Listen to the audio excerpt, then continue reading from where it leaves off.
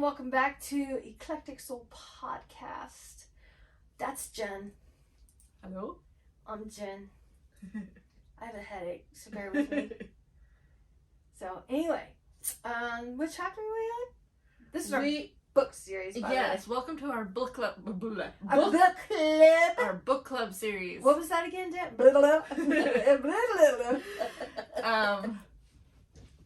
We are on A Court of Wings and Ruin, which is book 3. And we are on we started on chapter 29. That's where we started. Mm-hmm. And we ended finishing 48. Oh, really? Yeah. Daddy don't know Mama's getting hot at the body shop, but she's never. Hopefully this is not, all over the place. Yeah, because we're tired. So, I mean, it's always hard to remember things in order, and we always leave things out because there's just too much to talk about. That, and, I go on a rampage. If we get focused, really obsessed about one specific thing, we'll just talk for like 30 minutes about one specific thing. So, I have a little outline like I always do, but we'll see how this goes, because, I wrote this outline in like 5 minutes. 5 minutes? Really? Yeah. That's all the time you put into it? Well, yeah, but I was trying to think, okay, what was this? Is that what I smelled earlier? That's exactly what you were smelling. I'm just kidding. So. A needle pulling thread. We will start with Nesta and Feyre going to the library. Going to the library. The library. Mm-hmm. And they come across the ravens. They are naughty little creatures, I'll tell you. They're like, I guess, spies yep. for Hybern. Mm-hmm. And, And, everything was kosher until they appeared. Yeah, and they have Feybane. Yeah. So they lost their powers. Yep. And because they didn't have any powers, Feyre basically decided that she was going to take Nesta down to the bottom of the library. Yep. To where the evil... Well, they don't know... Well, they didn't know what it is at the bottom, but she just knew that whatever it was something that was kept there because of what it was. Right. All she knows is that when she was there with Rhys, he said that Cassian had seen whatever was down there, but he never would speak of it, and he's like terrified of going down there. Yes. So she figured, well, it must be pretty scary, so let's go down there.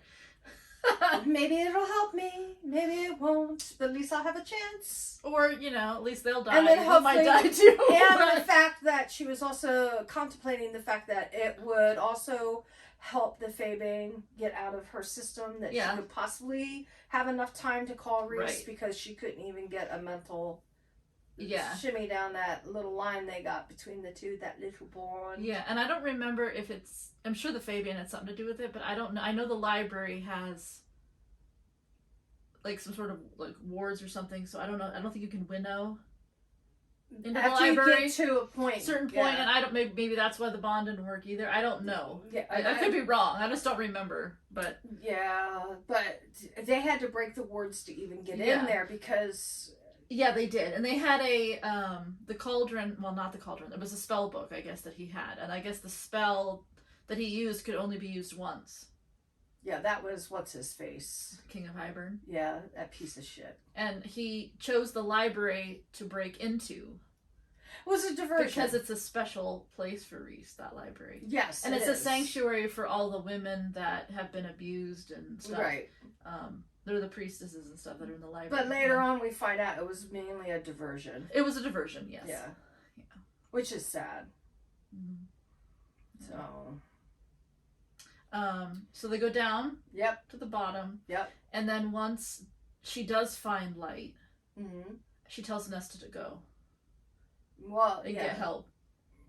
Well, when they there's only light in the center of the room, and she told Nesta to stay there. Right. And she kept running along the walls using her nails, fangs, whatever you want, to keep connected with the wall to see what she could find and maneuver and everything to keep those guys with her. Right. So they can, so she can pretty much, and then poof, the guy was, that creature, whatever it is, was behind her. Yep. And they made a bargain. Right. And what's the bargain? And the bargain is for someone to come down and spend time with it. Yeah, he wants to know about life. He wants to know all about life. And she gets a tattoo on her wrist. Ooh, I'm just going to drop my iPad. Because of the bargain. Right. Is it wrist or arm? Actually, I thought it was... Maybe it's her arm. I don't know. It's part of the... Wherever. Whether it's the wrist or the arm. But I know it's a band. Yeah. And, a solid band. I think of what was I going to say? I don't know. I don't remember. But, and then basically he asks us if she wants him to kill the two ravens. Right. And he does. And she said, yes, please. And he told her that as he started to attack them, he did something to cause fright in them. And he says, now close your eyes. Right. Don't watch. Yeah.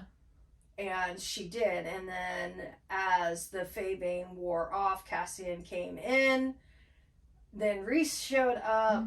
And the creature allowed Rhys to get into the mind of the two creatures to find out what was going on. And he got to hold them while the guy kind of took their lives. Yeah. Because he was pissed. I mean, that's his wife. That's his sister-in-law. You know, Cassian was pissed because that's the woman he loves.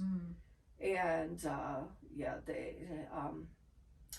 all four of them were pretty shook up the time they got back. Yeah. So, to the house... they make a discovery after they get back, right? Yeah. That the ravens were part of a prophecy that Elaine had said. Yes. And that she's a seer. Yes. And her sister, Nesta, didn't like to hear the fact that she was a seer, but that's what she was. Right. She was a seer. She was seeing she was foretelling the future. Some seers can see past, present, and future. So right now we know that she could see the future. We don't know if she could see why things happen in the past or whatnot. Well, we do know that she did say something about the queens, right? She foretold about the queens and how she knew about the queen that went in after Nesta in the cauldron, and she turned old. And then we also know she tells she knows the past then too. And then she also, during this particular scene that we're talking about, she talks about the queen that was missing at the meetings. Right. And then you find out that she's being held captive on the continent. Yes. By a sorcerer, and he has a bunch of other women there too. And it kind of sounds like the what is it, the swan? Yeah, it's the story of the swan and the prince, or something like that, where the guy is was he a fox or? I can't remember. He's one creature. By night. Yeah. An owl. He's an owl, I think, by night. I can't remember. I don't remember either. And then she's a swan by day. Yeah. And then he becomes a creature at night, and because he's a man during the day, and then she becomes a beautiful girl at night. And this curse was put on them so they could never touch each other, because the person that placed it was highly jealous of her love and wanted her love. So. But in this situation, the sorcerer is he's the one keeping these women captive. But it is that whole, like, you know, by day they're human, and then at night or whatever they turn, or is it the reverse? I don't remember. Yeah, she's a bird. They said that she was one color, but the other ones were white, which were swans. Swans, yeah. So and her name is Vasa. And trying to think. Oh, and then what happens? Oh, and then after that, the and I would say in the original story of that the only time that they could see each other is when there was an eclipse, that they could be man and woman together in the original story. So I'm kind of curious of how that works out in this, because I've not read the rest of the books. Right, yeah. So then we have a surprise. Well, Lucien actually goes looking for them. Yes, but not yet. Okay. Not yet. Okay. See, I'm jumping the gun. I'll mention this real quick, and then I'll go on to what I was saying. But so Nesta and Amron are still working on her learning how to, break the wall, or not break the wall, to heal the wall. Heal the wall.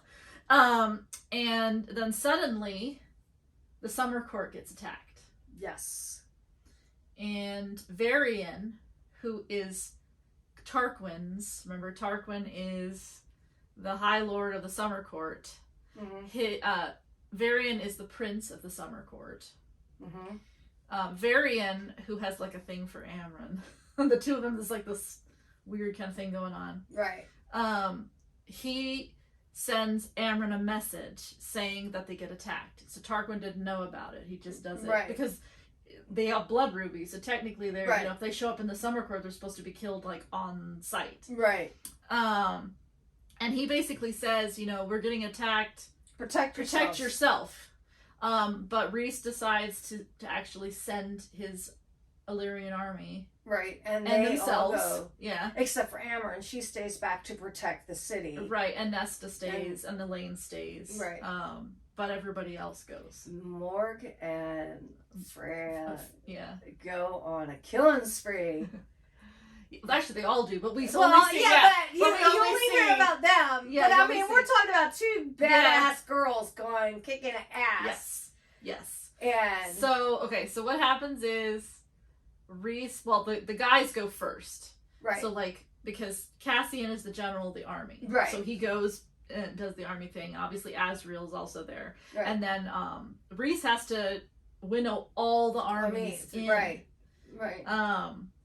And then 30 minutes later, they get a message that the two girls can go, and so they went. Right, and because Feyre doesn't have any battle experience, she doesn't fight with the army, so that Moore takes her into the palace so that they can get rid of all the, basically all the people that are in the palace. That shouldn't be in there.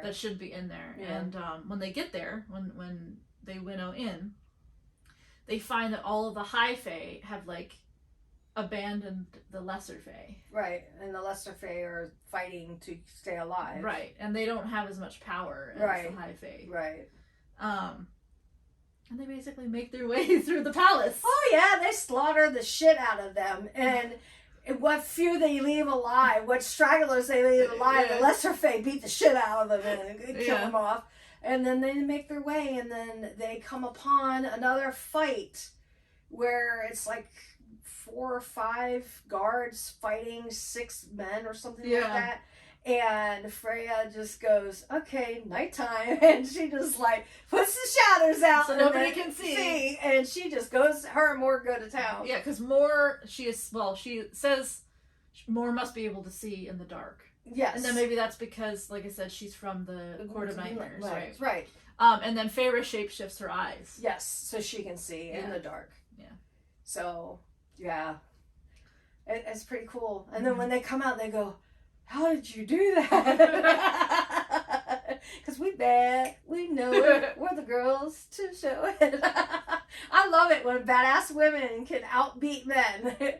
I'm sorry, but, I just think it's kind of cool. So after they get through the palace, then they actually go to the city. And they go through and they help the citizens. Yes. Yeah.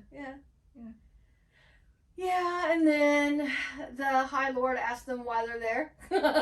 Well, actually, she checks on Rhys. Feyre checks on Rhys. Right. To see what's going on, and she, goes into his mind, or tries to go into his mind. Obviously, he has a shield, right? Right. But he eventually lets her in. Right. And then she's in his head, and then you can see what's going on with him. And he is on a ship. Right. Yes, this is true. On a ship. Yes. He's on a ship, and then the King of Hybern is there. Right.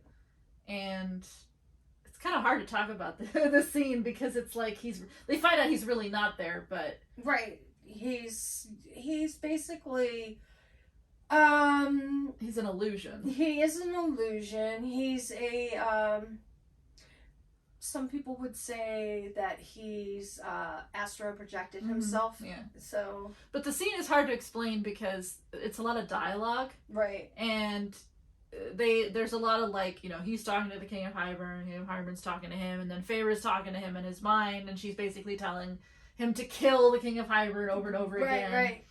And he's trying to decide what to do because he's lost some of his power because because of the Feyebane and everything. Yeah. So, but then eventually he does try to attack him, and then that's how they find out that it was just an astral projection illusion. Yeah. Mm-hmm. So, and then after that, he disappears, mm-hmm. and he basically says that this was just a test. Like, right. This isn't really what I could do. Like, this was nothing. And then of course, Feyre actually gets to see him, like, Rhys, I mean, how powerful he actually is. I mean, he doesn't even have full power, but he basically just, like, makes all the Hybern soldiers that are still there, like, all of them, gone. He just immediately they just disappear, and, like, there's this red mist that just mm-hmm. appears. And then he kicks her out of his mind. Yeah. And then of course Moore's like shaking her, like she's been like kind of like out of it, like in a trance or something. Like, you what? She's like, what the? I can't believe what I'm seeing my mate doing. And of course she brings that up to him and she sees him, but and then that's when I think they go back to the palace. Right? Yeah, somewhere in there because Tarquin says Tarquin, yeah. Yeah, Tarquin. So they go back they go back to the palace and they see Varian. And Varian says he's in the throne room? I don't remember what room it is. Might have been the throne room. And she thinks he's talking about Rhys. But then when she gets into the room, it's Tarquin that he's talking about. And Tarquin's not very happy. No. Well, I mean, when they were last there, he felt used, and they stole something of theirs that they were protecting and keeping, and, I would be still pissed, and, they do have blood rubies out on their heads, so, I mean, and all right, he could have had her arrested. Actually, he could have just killed her on the spot. Well, he could have tried to kill her on the spot. Yeah, I don't think he would have been able to kill her. But yeah, he could have, pretty technically, powerful. because that's what the blood rubies meant. Right. Is that you set foot in the summer court and you're immediately dead. Like, right. You have a death threat on your head. But really, he just asks her questions, like, why? Why did you do this to me? Like, and then Rhys shows up. And they're sorry about it. They are sorry about it. It's not something they wanted to do. But it was her test, and if they were trying to do stuff without having a lot of people involved to try to get the cauldron away from the king, because Rhys knew what was going to happen. And they not only attacked Valaris that one time, now here they attacked the summer court. And they've made camp in the spring court, basically. Right. So, Yeah. What do you want us to do? And that's also... We didn't have to come here and help you either, but we did. And actually, now that you brought that up, too, like, Tarquin, he wasn't really prepared for that.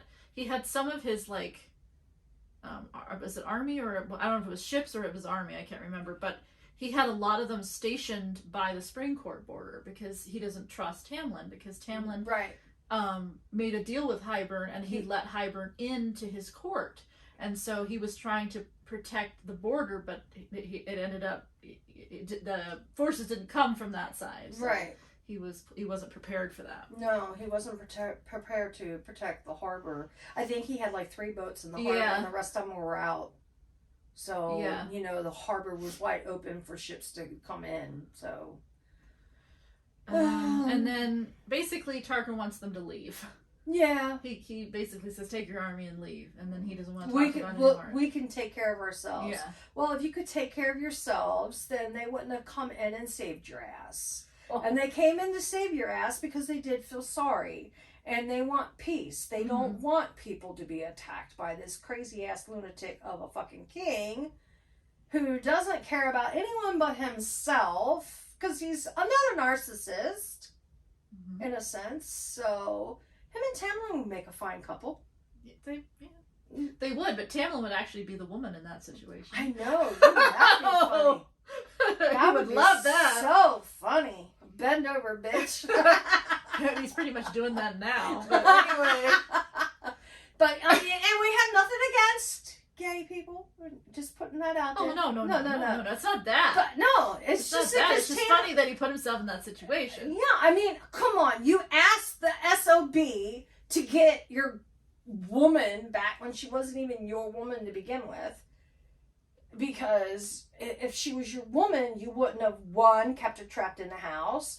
Two, you wouldn't have fucking treated her like she was a little doll. You know, dress her up, not let her be herself. You didn't give her any freedom. And what freedom you did give her, she was constantly under the watchful eyes of either Lucien, which Lucien's not a bad person. You know, he's stuck in that situation as well at that moment. And then the other people around there, she couldn't go anywhere. She couldn't go off anywhere. She couldn't wherever she wanted. But you tried to appease her by giving her art supplies and making her feel like she was the only woman for you. And you did all of this just so you could get her to fall in love with you to break a spell. You claim that you love her, but the problem is you love the fact that you could have a human at the moment to control and manipulate to do whatever you wish to do. And still feel, soul your roots.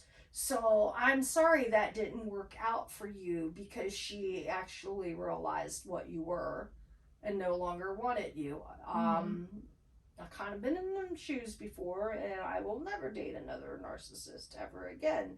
So, so sorry that mommy's getting hot down at the body shop, licking that lollipop of Rhys until it pops. Just don't mind me. I always find it so amusing every time we get on this topic. I'm just like, yes, I'm going to talk about this again. I just can't stand that piece of shit.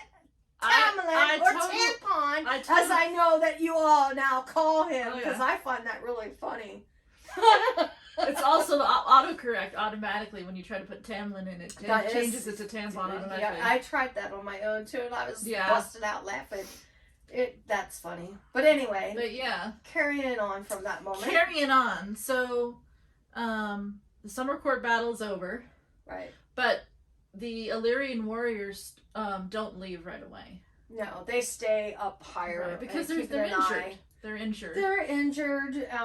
They have other injuries. They want to keep account of how many people died, not only of their own, but other people that might have been hurt and stuff, because if they have to send supplies, if they have to do this, if they have to do that, there's just something they want to be able to keep an eye on. If they I hear you. Cassidy is that one that would have to be the bearer of bad news to families. So because he's the general of the army. He is the general of the army. And Nesta, when they get back, is pacing the floor, and wanting to know where Cassidy is. But she's like, she doesn't say it like no. It's like kind of beating around the bush kind of thing. But she's actually angry at him. Oh yeah, it's like because he doesn't show up for days. Yeah. She's starting to show the signs that she does kind of like him. Yeah. And she's another one that's going to be getting unholy.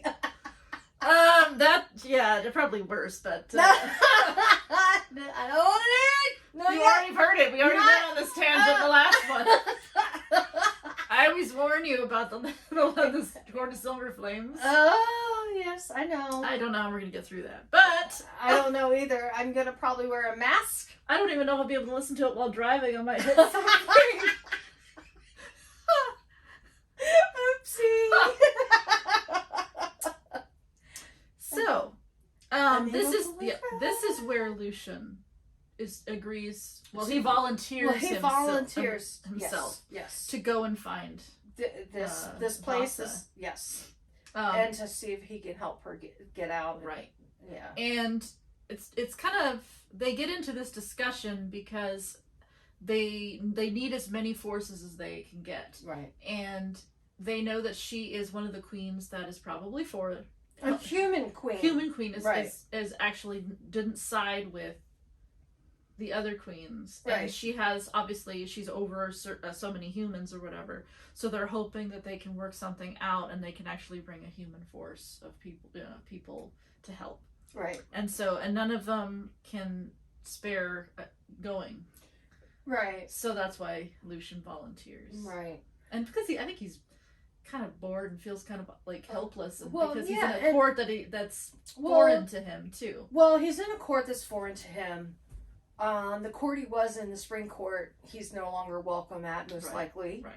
And it has fallen apart. And then he sure in hell doesn't want to go to the summer court, even though that's where his mother lives. Autumn. Our autumn court. Sorry. Autumn court, because that's where his mom lives and his siblings. But the problem is his father and his siblings do not like him at all. They love to torture him, pick on him, talk smack to him, and belittle him. And so you figure autumn, spring, he's got... he doesn't know where to go. Bad syndrome going on, both of them. So... And he's sad because he's in the night court and his mate, Elaine, right, has no interest in him at all. Well, she's still not quite herself either. Well, no, but she hasn't even spoken to him the entire time, right? But she's starting to come around. Yeah. Well, she's, by this point, she's been coming out of her room. She's in the kitchen now. She's been talking to people. Right. So she's kind of gotten over that. But even as he was leaving, she was trying to come down the steps. Yeah. But I mean, I'm saying from his point of view, he's sad, right? Yeah. And I think that's one of the big reasons why he decides to go, because I think he's. And I think that is the biggest reason. But I think the next runner-up reason is that here's a court that took him in. Yeah. Has treated him like an equal. Mm-hmm. Gave him a place to stay and everything, and doesn't belittle him, and have been very open with him, very honest with him. And sometimes people who've been in that Stockholm Syndrome type, PTSD type thing, that does not realize that, oh, this is what it is to be treated with kindness, this is what it is to be accepted for who you are. You know, you still feel a little uneasy, but to know that you're being accepted, you want to be able to do something in return. And if all he could sit there is because he doesn't have a job, you know, he's not really anything, he doesn't work for Rhys or anything like that, that's the next closest thing that he could do to say, this is a way of me saying thank you, and this is a way for me to say, hey, I want to be one of you. I want to help innocent people. I want to find this queen. If this is what we can do to bring peace, then let me go do it. And they're like, are you sure you can handle it? And he goes, oh yeah, I can handle it. Of course he can handle it. He's pretty tough himself. So I'm curious to see what next chapters are being held on it. And going off of what you said too, and this kind of goes into fan theories and stuff, but Lucien, well, actually, before I say that, I should say certain characters fit with certain courts, right? They just have a vibe about them, like, because it's like they match the energy of the court, right? Because the magic of the courts have a certain energy, right?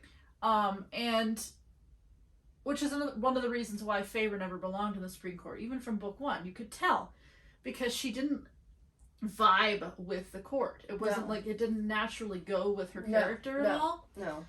Tamlin was forcing her to have that vibe. Right. And Lucien is one of those characters where it's like he's being treated with respect at the Night Court, but he doesn't vibe with it. No. And neither does Elaine. No. Right. And so it makes you wonder. Right. Doesn't mean that he's not going to have good relations with the Night Court. Right. But more than likely, and again, this I'm going into like way into the future here, but it's interesting because they're both mates, right? Where they're going to end up, because they're not going to end up in the Night Court. Let's be honest. We know because they don't. You know where they're going. But they don't belong there, right? No, they don't. It's not. They're. It's like a second home. Right. But they obviously have a connection to the people there. Right. But they don't it's not home to them, right? No. They just, there's just something about their energy that just doesn't flow with that kind of vibe. Right. So they're just very sunny. Yeah, they belong in a court that has more light, you know, yes. and is more brighter colors and right. stuff like right. that. Right. So, right. Yeah, all the time. Right.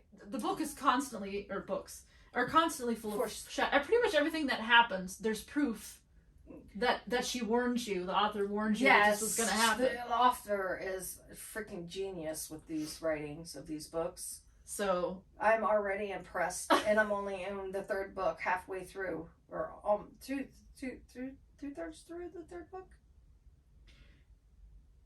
Yeah, I think we're about a little more than halfway, because I think there's like 80 something chapters. Okay. We're at 40. Right. We're starting 49. Okay. So yeah. So Rhys winnows Lucien to the continent, and then he comes back. Mm-hmm. And then they prepare for the meeting. Yep. And they make the meeting 3 days earlier than it was supposed to be. Yes, because the battle. Right? Yes. Yes. It's like, we need to do something about this, like, now. Right. And they get responses back from, how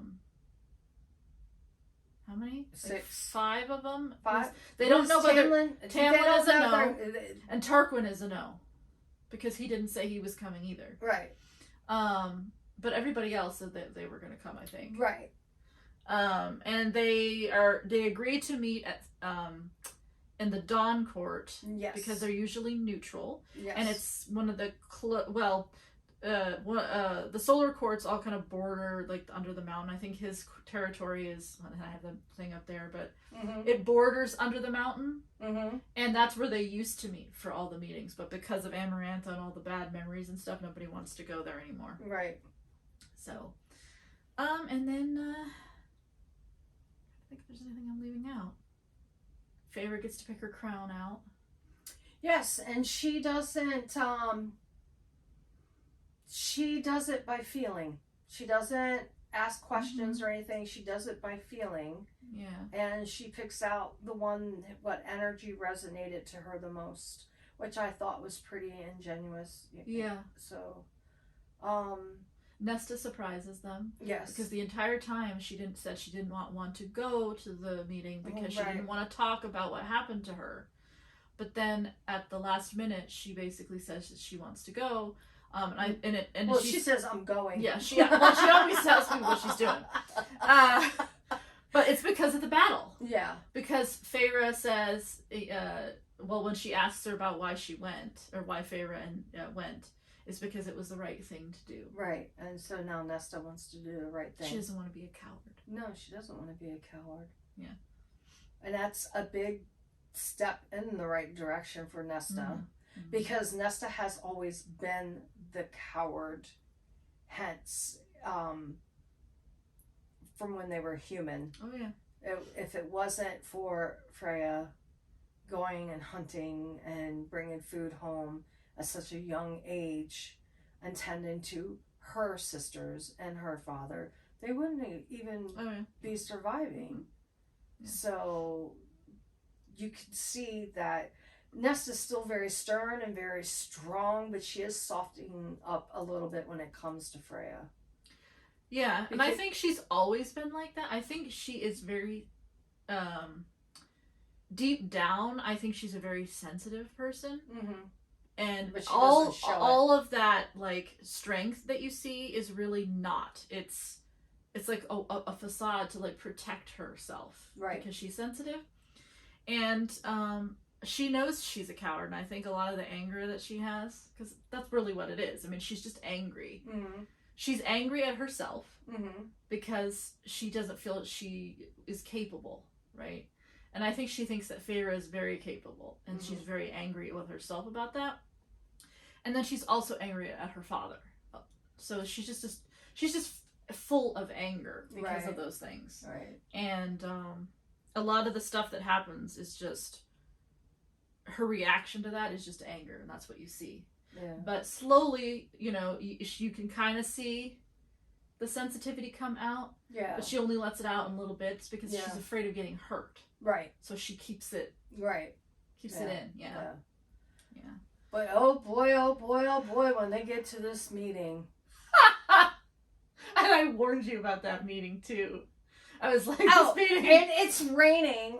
Well, it's not raining right now, but it was raining here for the past day and a half in Phoenix.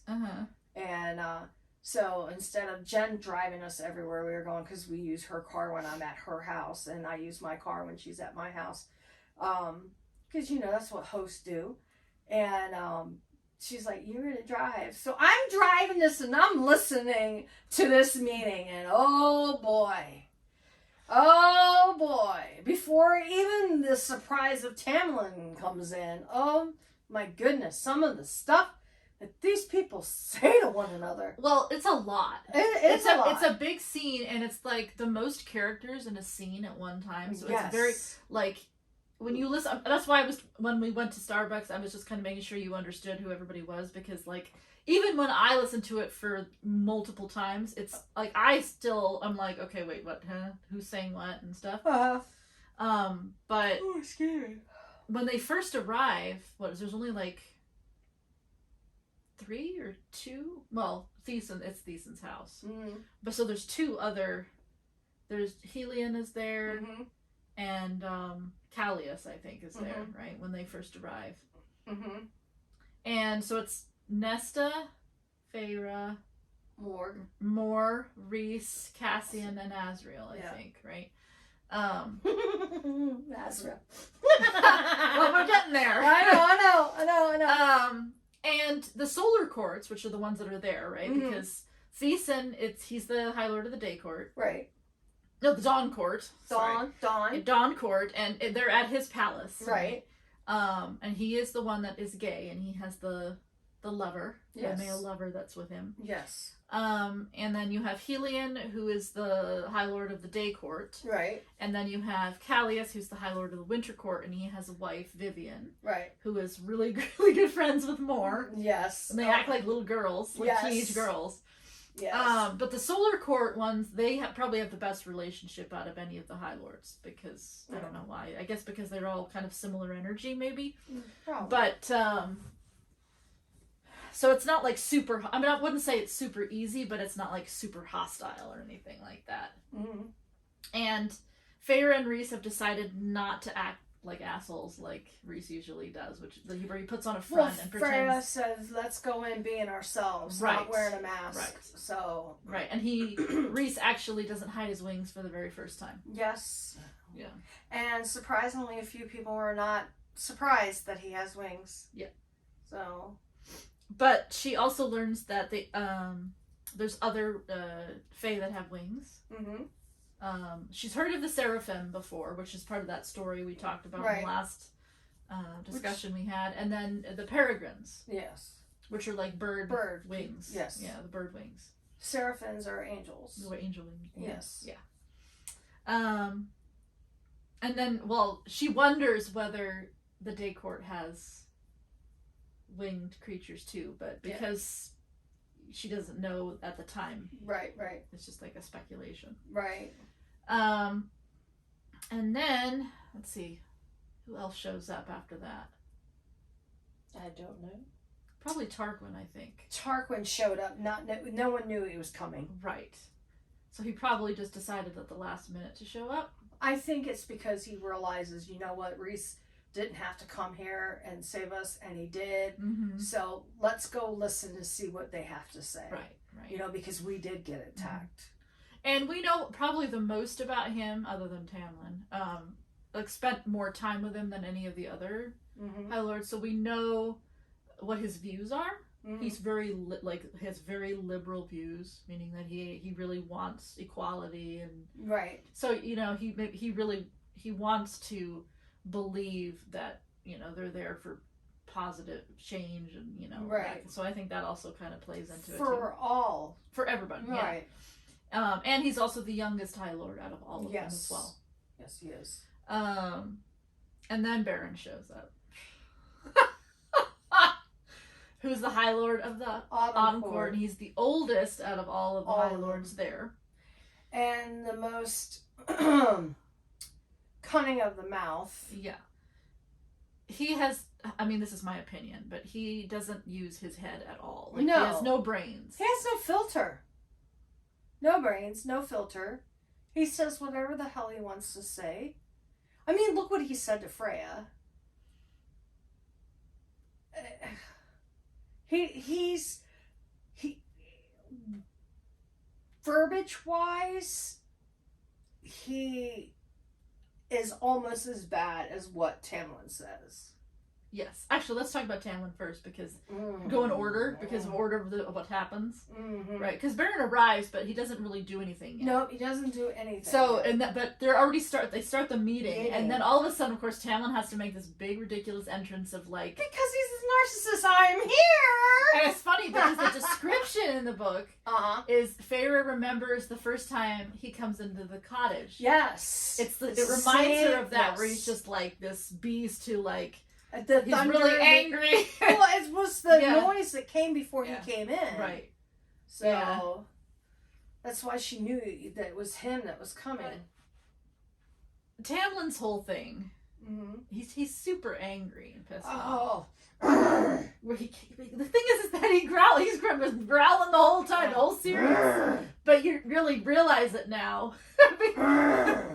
Something. Sorry, but...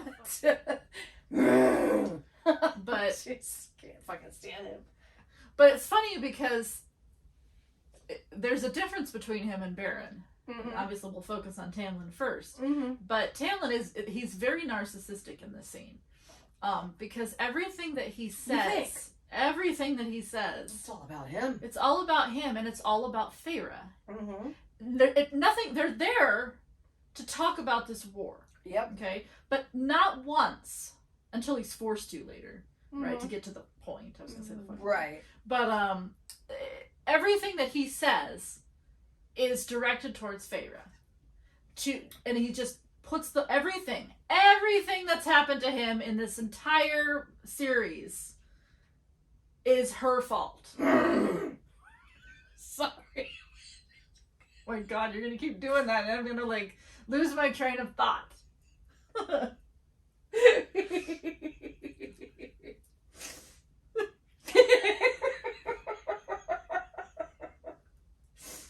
it's true! It is true. But some of the things he says, though, like, that one line, oh my God, I told you that Brian listened to a lot of book 3, so he listened to that whole scene. And I remember his expression. But there's that thing that Tamlin says about, like, the noise she makes when she climaxes or something. When she gets ready to climax. He asks Rhys that. Yeah, but she doesn't with him. She just blinds everybody with her bright light. Like, it's just stuff like that. Like, yeah. And that's not something you would share with anyone either. He was trying to degrade her. Oh, yeah. Yeah. He's just a fucktwat. That's my favorite word. I created it. I took 2 words, combined it together, and that pretty much solves a lot of my thought process on what I think of people, so I could just end, well, you're a fucktwat, and be done with it and move on. Nobody trusts him. No. Because Hybern is basically in his court. Well, it's in his court, and he made a bargain with Hybern to get Freya back. Right. Well, if you hire someone to get your girl back, and now they're in your court, what's wrong with this picture? What type of message does this send to everybody else? Whether you wanted them there or not, you still made a bargain with them, and you did get her. Well, I'm sorry she chose to disrupt your whole court because you're a fucktwat. This is so funny because it's like everything he says is technically the truth, but she doesn't do everything that she does. She didn't create it out of thin air. No. So like Hybern was already there, and his whole thing is that she turned his entire court against him or whatever. That's his whole like defense. She couldn't do that without you doing it to yourself. Exactly. She used the stuff that you were doing and just exposed you. Like, right. You were who you were. Yeah, you were already doing these things. You were not treating your employees properly. You did not treat your guards properly. You yell at people. You scream at people. You destroy things when things do not go your way. Of course, when she points that out, and then they see how you treat her, they're going to start drawing a line of, okay, well, he's done this, he's done this, he's done this, and then now she has, helped us put the puzzle pieces together. Oh, yeah, we're done with you. Yeah. Anybody in their right mind would be done with someone in that particular manner. He has no respect for anyone but himself. If anyone came into his court, he would expect his people to protect him, but would he protect his people? No, he would not. Yeah, I mean, I know that he, and again, because he's a narcissist, it's not that he wouldn't do it, but it's not like gonna always be the number one thing, right? Because there is a line, what was it? I can't remember the line that Feyre says, thinks in the meeting, right? Like, where she does believe him about when he's talking about, like, where he moves his forces or something. Mm-hmm. And she says that she actually believes him because he probably would have made some sort of move to protect his people or something like that. Maybe. Yeah.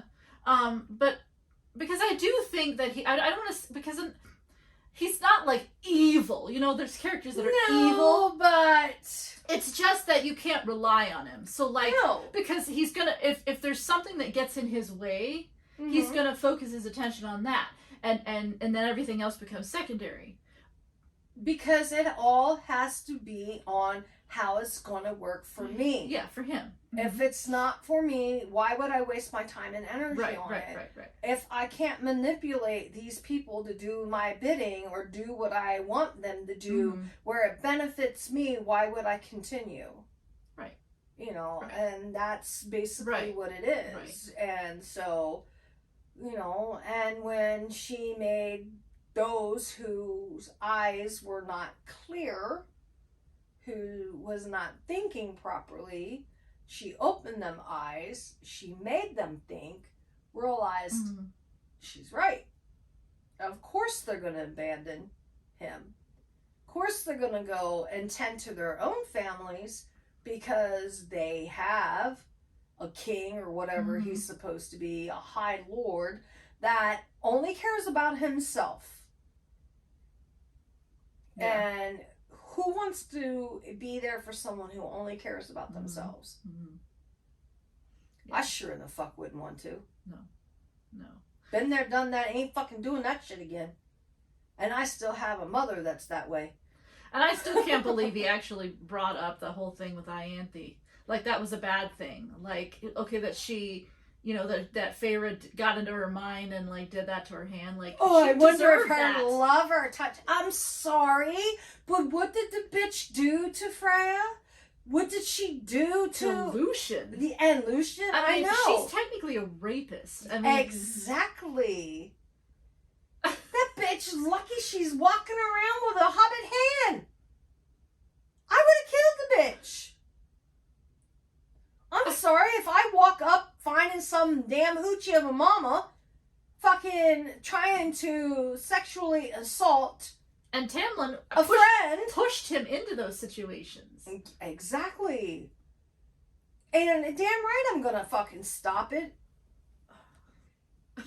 She was making Lucien feel extremely uncomfortable. No. I would have done more. And besides, Freya is not the one that smashed her hand. The bitch smashed it herself. Yeah, right. It was just subliminal messages. Yeah.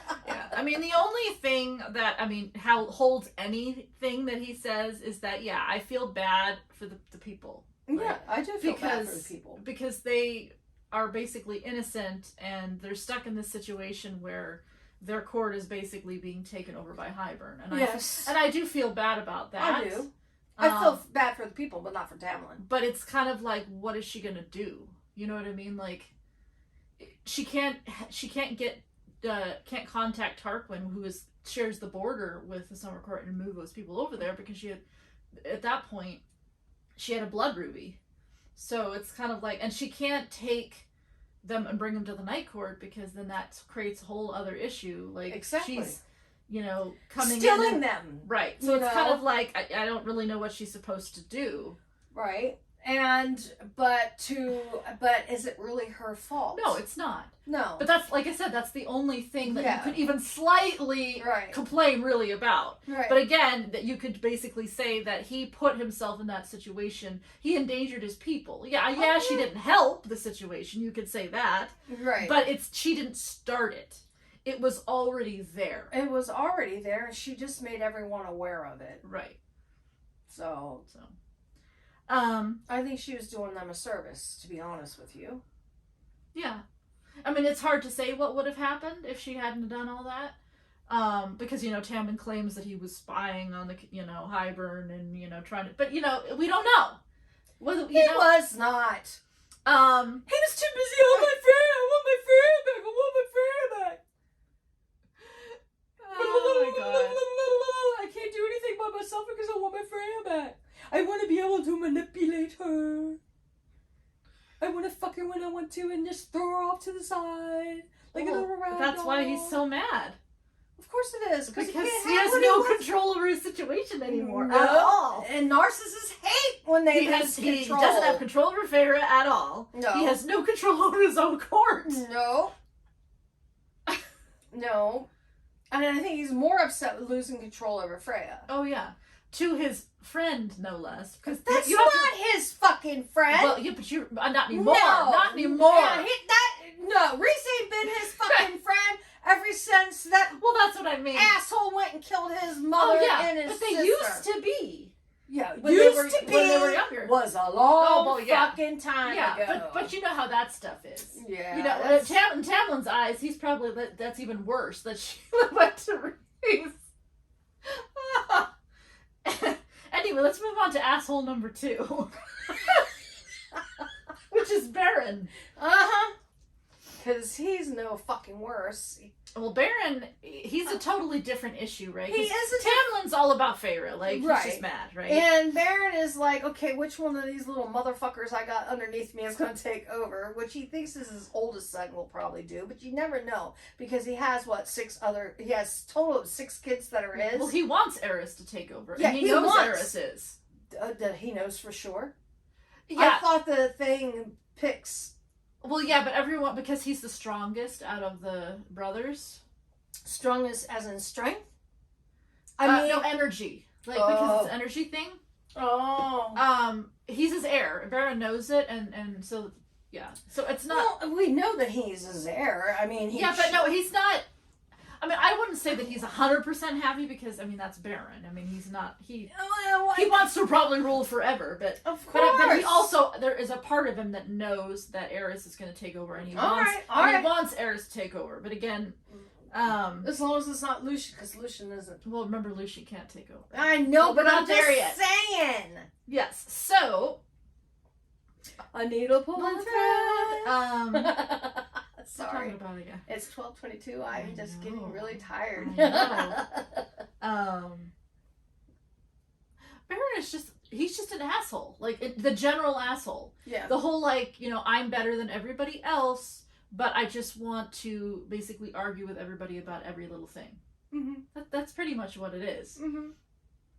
Nobody's right. Wrong. Yeah. It's just... Mm-hmm. And I'm better than you, Tamlin. There's no, like... He's not necessarily attacking anyone specifically. He just... No. Yeah, he just argues with any point. Yeah, his sons are worse than he is. I don't think so. I think so. Mm-mm. I think when it comes to fighting and arguing with people, his boys... He argues way more. Well, arguing... verbiage, yes, but fighting? Oh yeah. Is his but voice. That makes me it also makes me wonder too. Like, he might not be very powerful. I don't know. Mm-hmm. But again, that's just speculation. And I just I just find it really weird. And then some of the shit that he says to Freya. Oh, yeah. And then... He reminds me of those, the guys that, like, try to overcompensate. Like, the guys that have those big trucks and they probably have, like, a tiny little penis kind of thing. That's the kind of vibe he gives, because, like especially, like, with the power thing. Like, he's so fucking pissed. Yeah. Feyre has his power. It's, like... Because he doesn't like to... Well, he doesn't know yet that she has power. But, like, later, Right. I think that's where a lot of his whole little asshole thing comes from, is that he's really a weak person. Yeah. But he doesn't want anyone to know. But everybody he overcompensates, right? Mm-hmm. But everybody in this meeting finds out what kind of power she's got. Yes. So anyway, with Beron... So with Beron, he... running his mouth. Right, he runs his mouth about Mor. Yes. And his son. And that whole thing. And of course, Azriel gets really upset and attacks Eris. Well, because Eris starts running his mouth as well. Yes. And so he goes after Eris. Yeah. Yeah. And I think it's funny as shit.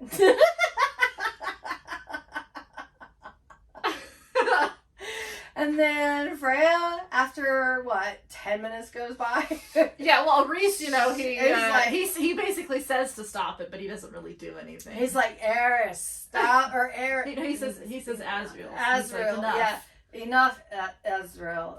And he's like looking at, he's saying something to Freya in the mind. Yeah. And she's like, okay, I got this. She gets up and she goes over to him. She just puts her hand on him. And she goes, that's enough. And he looks up at her and he's like, well, I better stop because, like, Mama's here, the Queen's here, and I can't disrespect my Queen. She got up out of her chair to come and get me to stop. So, and then they moved chairs around so he could sit next to her.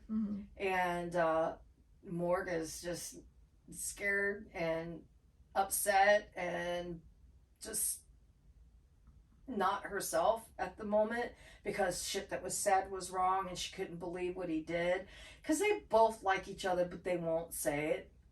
Well, we know that Azriel he loves her and loves her with a passion, man. I'm gonna say this to everybody, even though this is, and I think I've said this before too. I don't know what video or what podcast I mentioned this in, but this is not a very you better check and make sure that's recording. It is. Okay. It's not a very common fan theory. But it's actually one that I think is very likely. And that is that Azriel and Mor are mates. And this is actually not common. A lot of people don't think this. But I feel like they are. Yeah.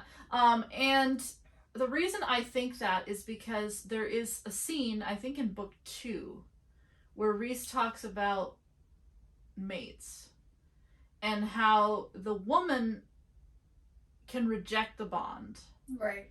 And it's kind of like they have a connection, but like it's not... It has something to do with like instincts, like men and women and that kind of thing. And like, so it's not like the woman, it doesn't have like a mating bond or anything, but it's like not as strong. So they can basically reject and go do whatever the hell they want to do. Right. But the men really don't have a choice. I mean, they can reject it, but it's hard, I guess, like, because it like happens for them first, I guess. And it just reminds me of that situation because Mor is so like, she just doesn't want to talk about it. She's like, whatever. And they've been friends like forever. And Azriel is just like, he's so in it. You know what I mean? Like, he's so like about it. And that's why I think that, because it just reminds me of that. Like, it's almost like he has no choice, but he's like giving her space. And I don't want to give anything away because obviously you haven't read the rest of the series, but there's a reason why, well, a part of the reason, at least that I know of, why she hasn't talked to Azriel about anything. So to me, it's like she doesn't want to even bring the subject up because she doesn't want to hurt his feelings, I think, or to reject the bond outright because of their friendship. But again, that's just my opinion. And that's why she just, you know what I mean? Just does, like, in denial about it. She just, they that's why they pretend like, so they don't have to say yes or no. Or so Mor doesn't have to say yes or no. Yeah, it sucks being dumped. But that's, again, and I guess I gave that away a little bit, that I don't even know whether they're mates. Because that's not it covered up to where the series is right now. So that's why there's still, people have fan theories as to who is Azriel's mate and who's Mor's mate and all that stuff. But that's actually not a common fan theory. But I think that's very, very likely. I just feel like they are. Just by the way that they acts. The way that Azriel acts. He acts like he wants to protect her. I wish I had a man that wanted to protect me. I'm always the one protecting. And I know in the book, like, they always say, oh, it's because he feels bad about, you know, what happened to Mor when she, you know, in that whole situation when she was like 17 or something, or 18, I don't know. But it's like, it's like, okay, there's a whole group of them. But it's more intensified. Right. Because there's feelings involved. There's something involved. Right, because it's like, if you go with that theory, right, that it's just he's upset, well, it's like, well, okay, then Rhys isn't upset, and Cassian isn't upset. And they're upset. And they all were friends, and they don't react that way, so... No, it's because there's love there. There's definitely an unspoken love that is a connection that cannot be broken by, you know, by a spell or anything like that. It's a destiny thing. Yeah, it's like he doesn't, especially in that scene where he just attacks Eris. Yeah. There's no logic behind that. He's just doing it out of, like, almost like it just comes out of nowhere. It's because you're talking to my woman type logic. Right. You know, you're offending her. Don't you think you've done enough to her? Maybe now you need an ass whipping? That's exactly what was going through my head when he attacked him. Yeah. Enough is enough. You've hurt her more than you needed to. And I'm done. I'm done dealing with it. It's time that you get your ass whooped. Right. Plus, you know, being the NI people that we are, I mean, if you look at the patterns of mates. Yes. And of course, again, you haven't read all the way through the series, but if you look at all the mates that we know of, right, they all act a certain way. Right. And he acts exactly the same way that a mate would act. And just like as we continue with this conversation with the meeting, I am sorry, but what does Freya do when one loudmouth does not keep his mouth off of Rhys? She attacks Beron with her powers. Everyone's powers. Everyone's powers. And it's, she almost damn near gets close to kill him. Yeah. Because she pretty much goes, oh, you want to shield yourself? Let's see how you can work with this. I can tear your shields down. I am a ward breaker. Oh, I wonder whose court I get that from. Oh, and let me get some water in here. Oh, can you breathe now? She really goes off. Yeah. I mean, it takes everything Rhys can do to snap her out of it, because she is not listening to anyone. She wasn't even listening to him via mind and down the bond. He had to physically go touch her to get her to listen to what was going on and what he was saying. You know, and he told her, yes, he does need to die, but not today, in a sense. Right. Because he was being disrespectful to her, to start with, and then she started disrespecting Rhys. And the shit that he was saying, and Tamlin has said about Rhys, they have no clue what all he had to do to try to keep everyone that he could keep alive. Right. And yes, he was being manipulated by Amarella. He was her sex slave. She was sending him out to kill certain people. She was having him manipulate certain people. She was having him using his powers to go get that. But if he did not do that, she would start killing those locked under the mountain. So if he was trying to keep people alive, he was still doing things that she wanted to do, even though he didn't like it. But he was also reaching out when he wasn't locked underneath there, because 2 people were not locked underneath that mountain. And that was Tamlin and that was Rhys. Mm-hmm. So Tamlin got the free will of running around because that's the guy she was in love with, and that was the only guy that he wanted, or she wanted. Mm-hmm. And Rhys was doing her bidding, but while he was out, he was still trying to protect people, making sure people were okay, getting people here, getting people there, doing what he could, keeping an eye on things. And all in all, you could say every nasty thing about it, but he was also the only one that had the free will Mm-hmm. to roam around that was protecting Freya, who saved your fucking ass. Mm-hmm. She didn't have to. Right. She didn't have to come underneath that mountain. And as a human, to save any of y'all's lives, she couldn't kill Tamlin, and that bitch knew it. Mm-hmm. Because she was thinking, okay, I still get Tamlin and I can kill everybody because you can't solve my riddle. But before she took her last breath, she was able to solve that riddle. Mm-hmm. Because love is the most important thing that anyone could ever have and receive. And the spell was broken and everyone survived but her. And so they gifted, every single one of those 7 High Lords gifted a piece of them to her to bring her back to life. Mm-hmm. But if it wasn't for Rhys, she wouldn't be here. Because Right. he's the one that kept her going. Mm-hmm. Tamlin didn't do shit. He wanted to fuck her. He didn't want to get her out. When he had a moment to go see her when she was in the prison cell, he didn't want to try to escape with her. He didn't want to remove her from the situation. He just wanted better. And the whole time, Rhys was a friend to her, and that was it. And then that loud mouth was being nasty, rude, an imbecile, a fucktwat, saying the most crudest, rudest things about Rhys, not knowing everything that was going on, and still does not know everything that was going on. And she just couldn't handle it anymore. Yeah, and I think she couldn't handle it because she knows that Rhys, the whole Amaranthus horror thing. It bothers him. Yeah, that's like a trigger. Like he was a sex slave.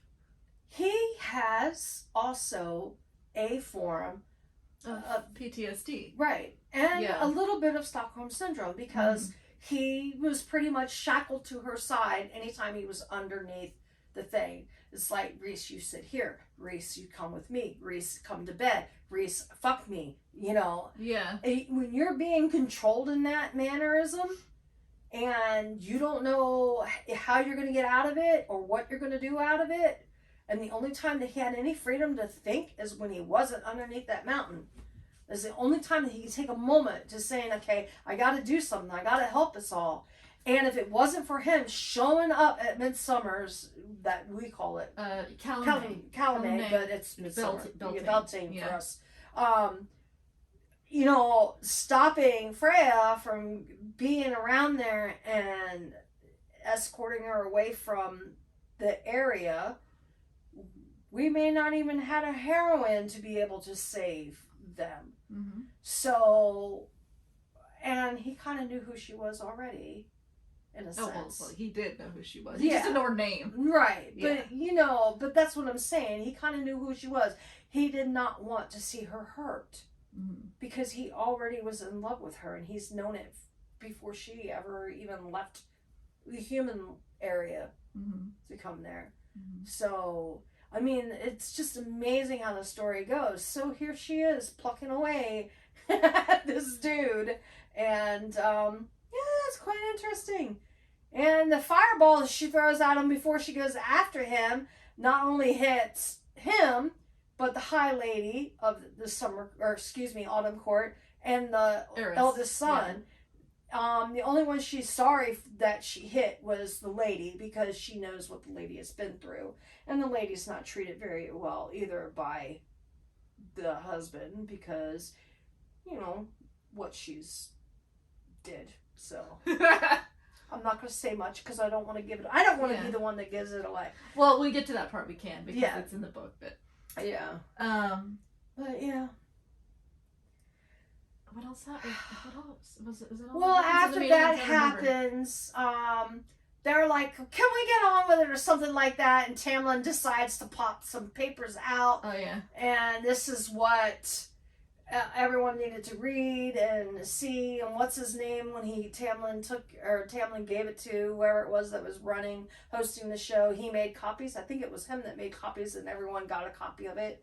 And then, I guess after the fiasco with her, powers, and she actually put them in check of that they're her powers now and they need to get over it. Mm-hmm. Then her sister actually spoke up. Yeah. And her sister actually felt something happening. And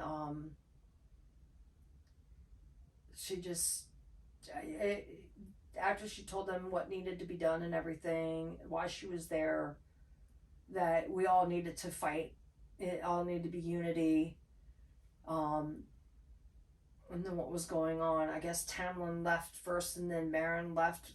No, Tamlin never left. Tamlin hadn't left, but Beron left with his family. Because he's like, I haven't decided yet. Yeah, I haven't decided yet because he's butthurt because Freya put him in his place. She checked him. She checked him hard. She checked him hard with every 7 fucking power she had. And then some.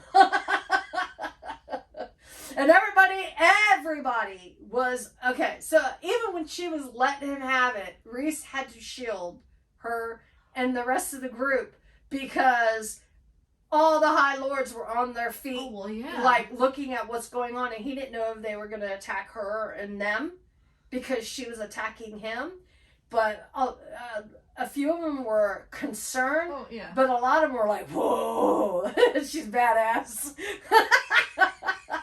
I know, Helian's like, that's where my power went. I was wondering where that little tickle went to or something like that. It was hilarious.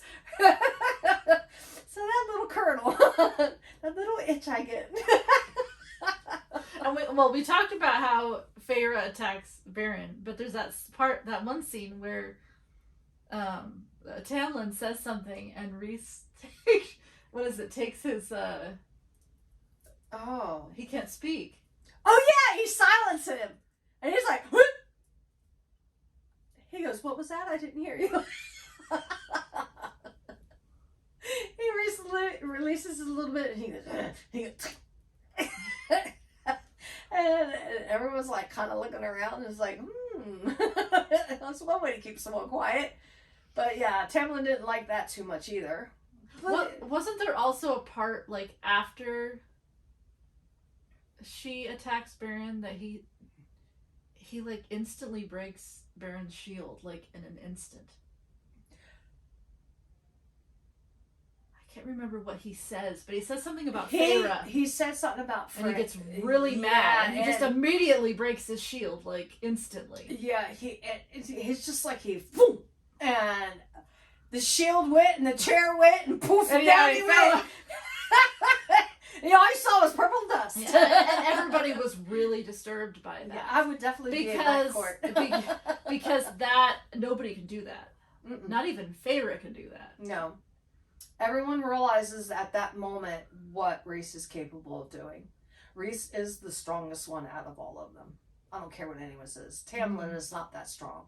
Tamlin was more strong than anyone because everyone underneath the mountains had their powers restricted. Right. That is the only... So did he, too. He had them half restricted. Yeah. And Rhys had his half restricted.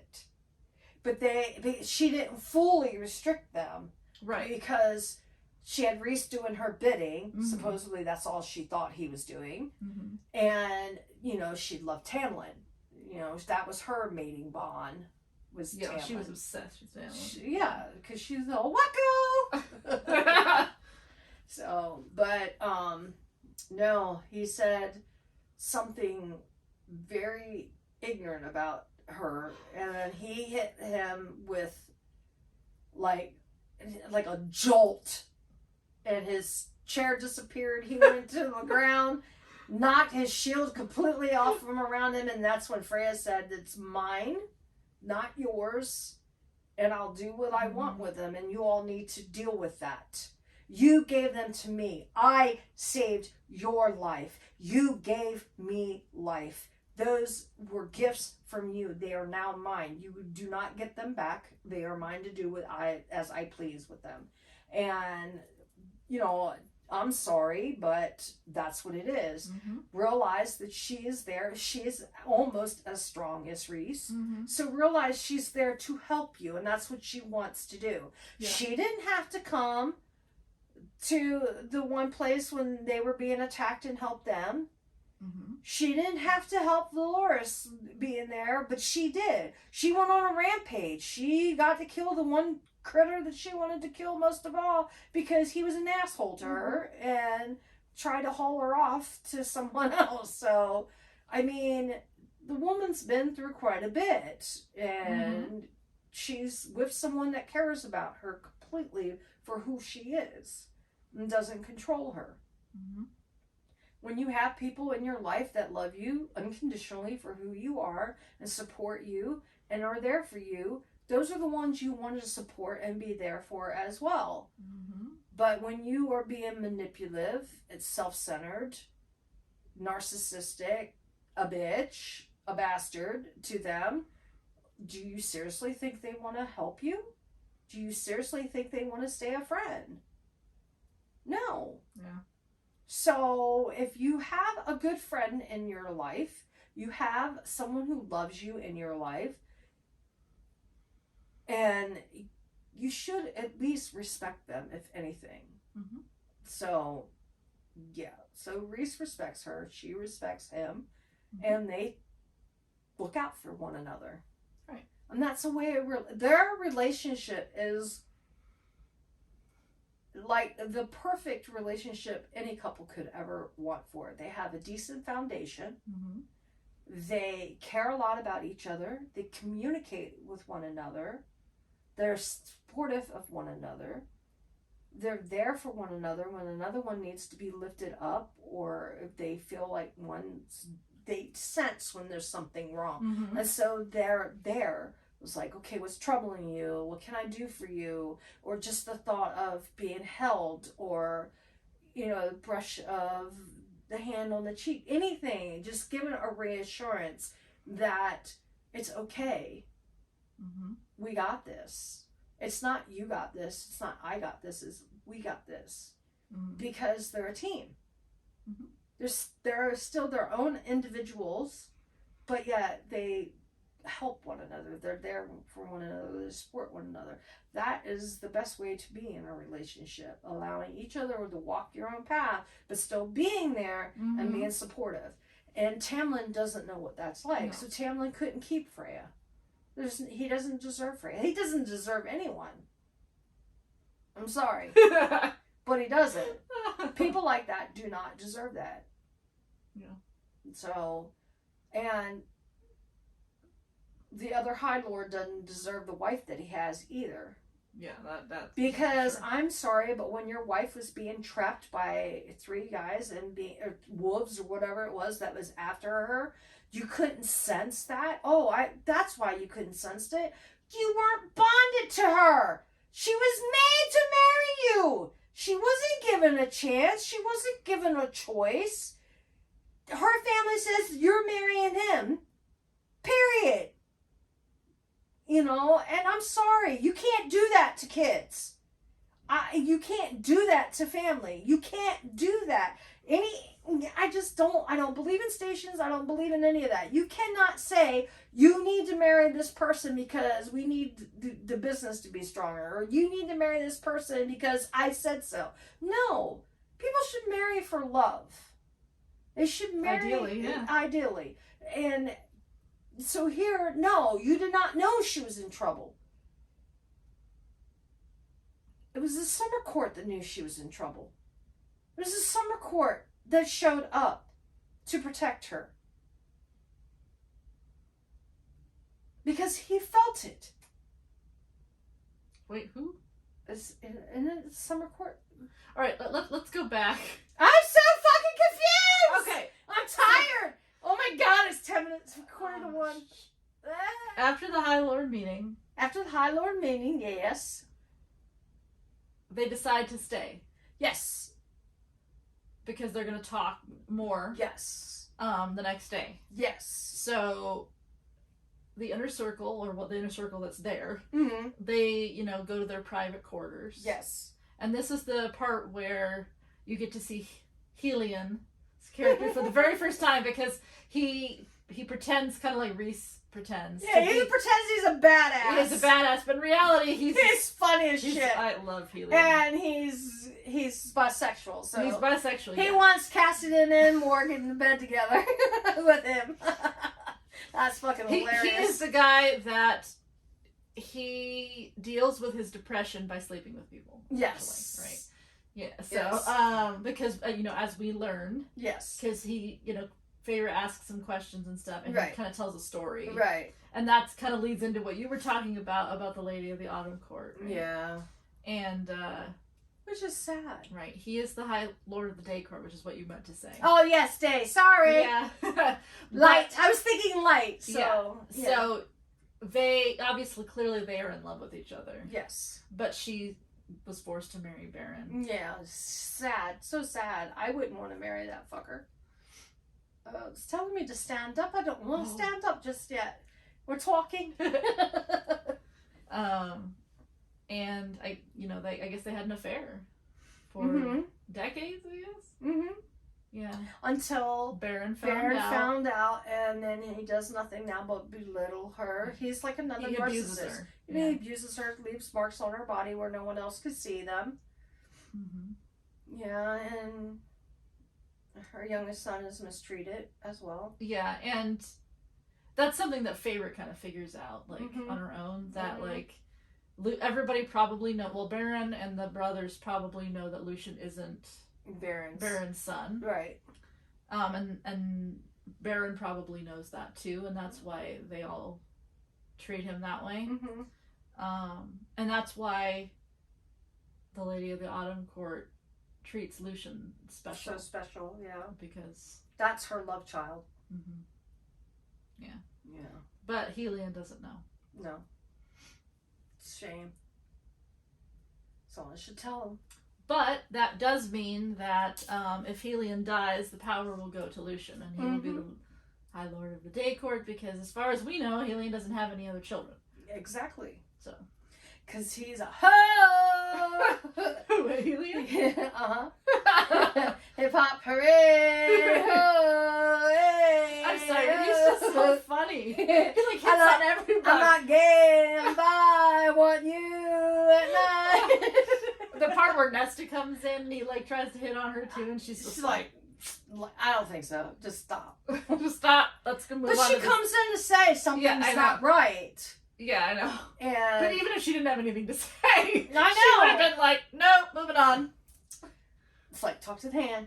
And he's all shocked. He's like, damn, I'm shot down. I didn't even really get it out of my mouth yet. So, but yeah, he's funny. Yeah, he's funny. And it's funny how Moore goes and gets in bed with someone. Yeah, well, she's kind of like him. Mm-hmm. That went away. Oh, yeah. She doesn't want to deal with her problems either. I don't want to deal with it. Poor Azriel. Even though I love him, I don't want to deal with him. What is my voice too loud for my own watch? It's saying decibels are too loud. But yeah. So Tamlin stays. He doesn't bother them. He stays in his own little area. I guess we'll find out next time what all fucking goes down. Mm-hmm. And make sure it's still running. I don't want what happened last time. It's still running. Okay. And I don't know. I still, even to this, like right now, I don't trust him when it comes to where they're going and what they're doing. Mm-hmm. But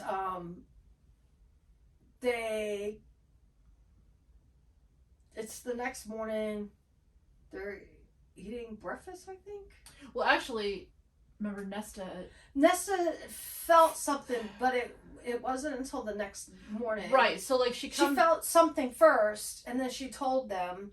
But they didn't find anything. And then they didn't find it. Well, no, they didn't find anything when they went looking. And then the next morning, after breakfast, and I think they were on their way. They were actually in the meeting. Yeah. And she again said, something's bad's not happening. I don't feel good. And she starts vomiting, and like her face is being all contorted and I think she has like a seizure or something. It's almost like having a seizure, but her whole body was being contorted. Contorted, yeah. Yeah, and she is part of the cauldron, and then there was everyone felt like it. Earthquake. It's like a gigantic magnitude size of an earthquake hit, and they didn't know what happened.